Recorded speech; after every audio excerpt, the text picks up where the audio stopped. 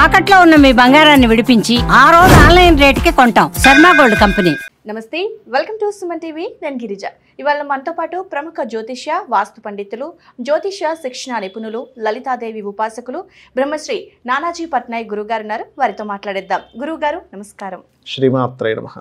గురుగారు, మనకి ఈ నెల 13వ తేదీన భోగి పండగ, ఆరుద్ర నక్షత్రము, అలాగే పుష్య పూర్ణిమ కూడా తిథి ఉంది కాబట్టి ఆ రోజు ప్రత్యేకత గురించి తెలియచేయండి గురుగారు. అండ్ అలాగే వీటితో పాటు మనకు భోగి పండగ అనగానే ఖచ్చితంగా గుర్తుకొచ్చేది చిన్నపిల్లల తలపైన రేగి పళ్ళు పోస్తూ ఉంటారు. అసలు ఎందుకని ఈ రేగి పళ్ళని పోస్తారు గురుగారు? రేగి పళ్ళకి ఈ చిన్న పిల్లలకి మధ్య ఉన్న అనుబంధం గురించి తెలియచేస్తారా? తప్పకుండా. ఫస్ట్ ఆఫ్ ఆల్ ఏంటంటే మనకు రకరకాల పళ్ళు ఉన్నాయి. రేగి పళ్ళు కాకుండా అవి వేయొచ్చు కదా పిల్లలకి. ఎందుకు రేగి పళ్ళే అంటే రేగి పండుకి సూర్య భగవానుడికి సంబంధం ఉంటుంది. ఓకే. జ్యోతిష శాస్త్రంలో ఒక్కొక్క పండుకి ఒక్కొక్క గ్రహానికి, ఒక్కొక్క రంగుకి ఒక్కొక్క గ్రహానికి, ఒక్కొక్క వారానికి, ఒక్కొక్క హోరానాథుడికి ఒక్కొక్క దానికి సంబంధం ఉంటుందన్నమాట.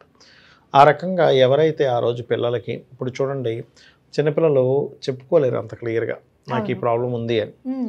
కానీ భగవత్ అనుగ్రహం కనుక ఉంటే ఆ ప్రాబ్లమే రాకుండా చేయొచ్చు మనం. ఆ రకంగా సూర్య అనుగ్రహం కనుక ఉంటే పిల్లలకి ఖచ్చితంగా అనారోగ్య సమస్యలు రావు. అందుకని ఏం చేస్తారు, కొన్ని రేగుపళ్ళు తీసుకొని ఫస్ట్ శుభ్రంగా కడగాలి. వాటిని శుభ్రంగా కడిగి శుభ్రంగా తుడిచి ఆదిత్య హృదయ పఠనం అంటారు. ఆదిత్య హృదయం ప్లే చేస్తూ, లేకపోతే వాళ్ళకు నోటికి వస్తే కనుక అవి చేస్తూ పిల్లల మీద వేస్తారు. అప్పుడు ఏమవుతుంది, ఆదిత్యుడు ముఖ్యంగా ఆరోగ్యానికి కారకుడు. ఇబ్బంది రాదు. ఒకవేళ వచ్చిన ఆ పిల్లవాళ్ళ లోపల ఏదో ఇబ్బంది ఉంది, అది ఈ ఆదిత్య హృదయం పఠనం చదువుతూ భోగిపళ్ళు వేయడం వల్ల క్లియర్ అవుతుంది. ఇంకోటి ఏంటి, ఎట్లా పోస్తారు దాన్ని, పిల్లల్ని చక్కగా కుర్చీలో కూర్చోబెట్టి అబ్బాయిని చక్కగా అలంకరణ చేసి, అంటే స్నానం చేయించి బట్టలు వేయించిన తర్వాత చుట్టుపక్కల వాళ్ళందరినీ పిలుస్తారు. పిలిచి ఒక్కొక్కరు ఓ 2 3 భోగిపళ్ళు వేసి ఆశీర్వదించడం. అంటే అందరి బ్లెస్సింగ్స్ వల్ల ఆ అబ్బాయికి ఉండేటువంటిది ఏదైతే నెగటివ్ ఏదైతే ఉందో అది తగ్గుతుంది అని అన్నమాట. ఓకే. సో నెగటివ్ ఎనర్జీస్ ని తీసేస్తుంది అంటారు. ఖచ్చితంగా తీస్తుంది. అంటే ఆరోగ్యాన్ని ఇస్తుంది. ముఖ్యంగా సూర్య అనుగ్రహం ఎక్కువగా పెరుగుతుంది. దాంతోపాటు ఈసారి లక్కీగా మనకి పౌర్ణమి అని అన్నారు. పౌర్ణమి రోజు మరింత చంద్రబలం ఎక్కువగా ఉంటుందమ్మా. చిన్నపిల్లలకి పౌర్ణమి నాడు గనక మీరు ఏదైనా వాళ్ళకి సంబంధించిన రెమెడీస్ ఏదైనా చేస్తాయి కూడా తొందరగా ఫలిస్తాయి. ఎందుకంటే చిన్నపిల్లల కారకుడు చంద్రుడు, తల్లికి కారకుడు చంద్రుడుగా చెప్తుంటారు జ్యోతిష్ శాస్త్రంలో. అదొకటి. ఇంకోటి దిష్టి తగలడాలంటారు చూసారా, దిష్టి దోషం పోతుంది ముఖ్యంగా ఈ రేగిపళ్ళు వేయడం వల్ల చిన్నపిల్లలకి.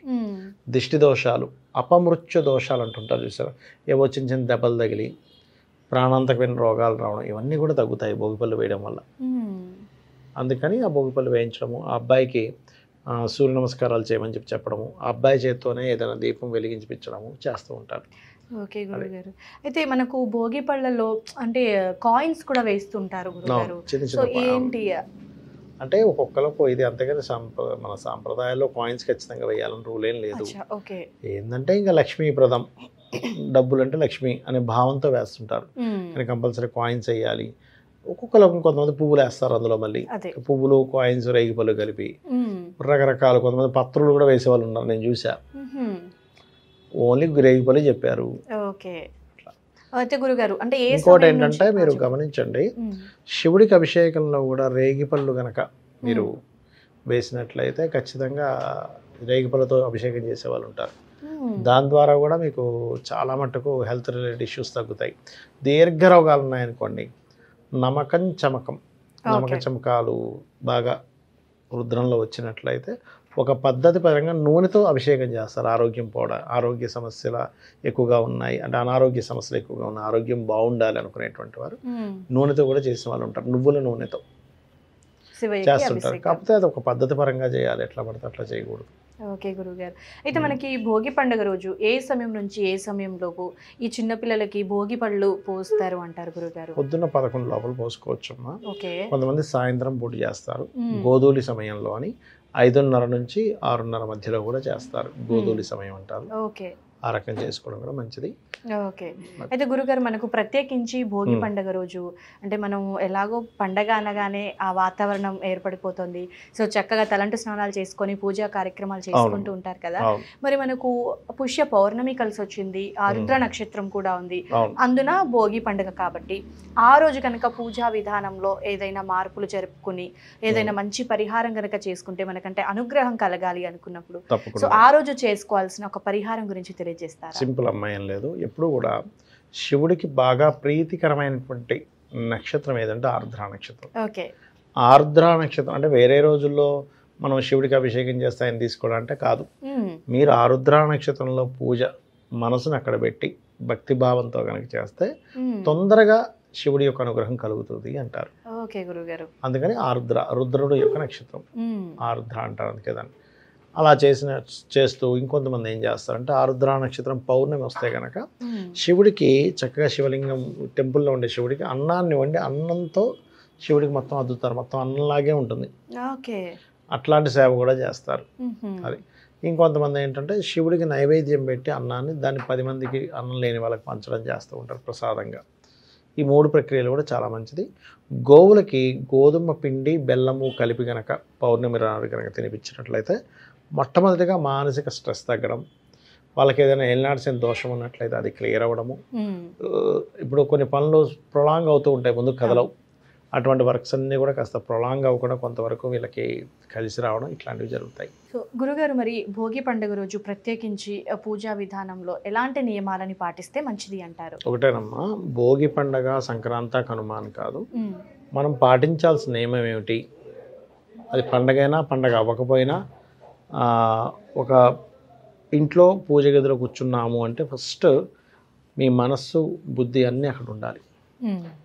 మీరు ఇక్కడ పూజ చేసేటప్పుడు దేవత చూస్తూ ఉంటుంది, ఒక చిన్న చీమను చూసినట్టుగా చూస్తూ ఉంటుంది మనకి. అంటే మనం తన ముందు చాలా చిన్నవాళ్ళం.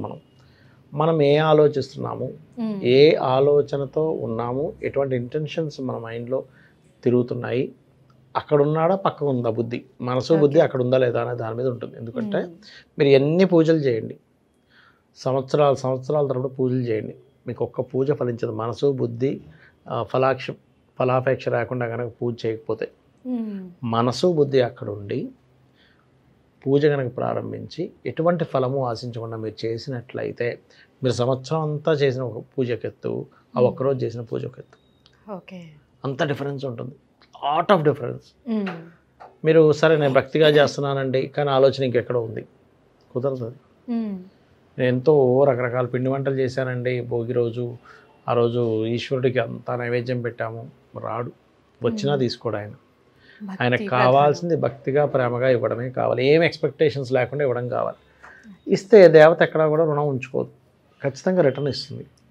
మళ్ళీ రిటర్న్ ఇస్తుంది కదా నేను భక్తిగా చేస్తానే పాయింట్ ఉండకూడదు, కేవలం చేయడమే, అంతే. అది ఖచ్చితంగా ఫలితం ఇస్తుంది. ముఖ్యంగా బిల్వపత్రాలతో ఈశ్వర ఆరాధన, శివునికి అభిషేకం చేయడం ఆర్ద్ర నక్షత్రం రోజు 100% మంచి ఫలితాలు ఇస్తుంది. ఓకే గురుగారు. సో మరి మనకు భోగి పండుగ ప్రత్యేకించి కాబట్టి భోగి పళ్ళకు సంబంధించి ఆదిత్య హృదయ స్తోత్రం పఠించాలి అని అన్నారు కదా. మరి పండుగ రోజు మనకున్న సకల సమస్యలు తొలగిపోవటానికి ఏదైనా మంచి మంత్రాన్ని తెలియజేస్తారా? ఇక్కడ ఇంకొక విషయం చెప్పి ముగిస్తాను. అందరికీ ఆదిత్య హృదయ పఠనం రాదు, రికార్డులో పెట్టుకొని మీరు పళ్ళు పోయొచ్చు.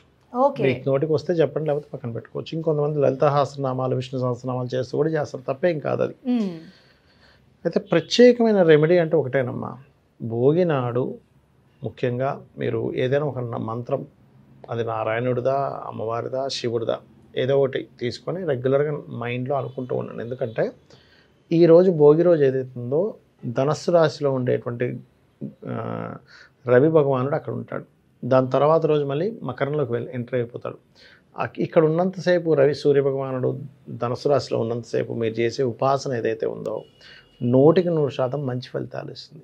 సో గురుగారు, నిజంగా భోగి పళ్ళకి చిన్న పిల్లలకి ఉన్న అనుబంధం గురించి, అలాగే భోగి పండుగ రోజు మనం పఠించాల్సిన మంత్రం గురించి, పాటించాల్సిన నియమాల గురించి కూడా చాలా చక్కగా తెలియజేశారు గురుగారు. ధన్యవాదాలు. శ్రీమాత్రే నమః.